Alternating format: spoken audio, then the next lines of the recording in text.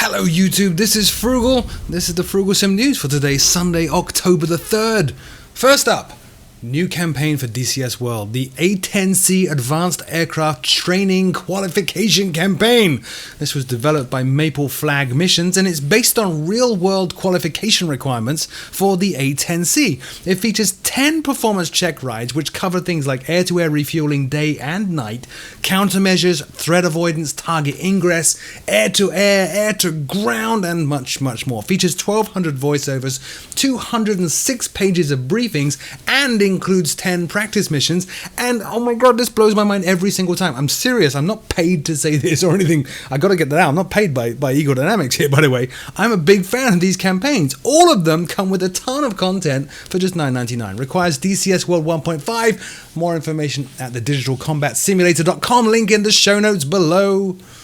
Next up, we move over to the world of X-Plane. Coronado's Aero Commander Shrike for X-Plane has released. Thank you to the viewers that pointed this out in the last video. Now, I first covered the Aero Commander Shrike when it released for FSX and prepared back in May. And it's quite a unique aircraft and it's unfamiliar to many. It's a twin piston engine and turboprop originally produced in the 40s. There are multiple variations of this aircraft. Coronado's one is the Aero Commander 500S, or Shrike. Has a pointed nose, squared off tail, two 290 horsepower Lycoming engines, the usual gubbins. Anyway, Coronado's X-Plane version features high-def textures, custom sounds, a full rendition of the AF520 autopilot, custom night lighting, custom systems covering autopilot, hydraulics failure, and fuel, custom animations inside and out, and it will set you back $27.95 from the xplane.org store. The link in the show notes below.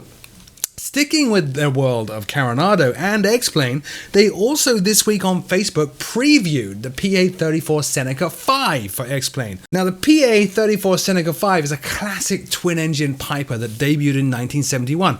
Interestingly, the model here is the Seneca 5, which is an aircraft that launched in 1997. It was redesigned for increased performance, comfort, and actually included an intercooler on the engines for more performance as well. No idea of how deep into the simulation Coronado are going to go. They don't normally go that deep, or a release date or a price, but it does look very pretty. More information at Coronado's Facebook link in the show notes below.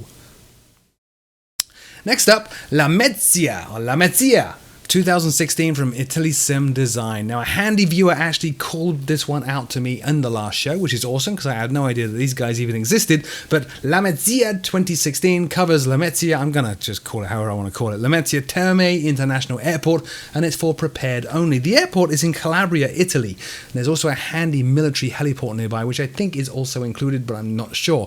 The scenery features all the usual stuff that you would expect, including volumetric grass, accurate and detailed airport objects and buildings, and the product info actually calls out a detailed airport basement.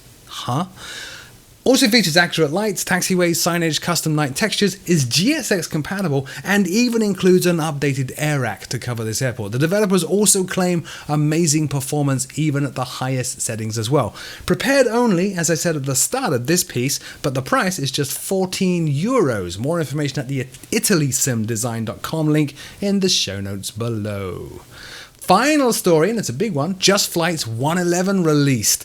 Now this is the long-awaited sim version of the BAC 111, covering the 300, 400, and 500 variants, each with different options, each with different performance, but of course all including the amazing sound of the Rolls-Royce Spey engines, which incidentally was so loud they were one of the main reasons why the aircraft was phased out from commercial use in the face of much quieter and more efficient competition in the 90s.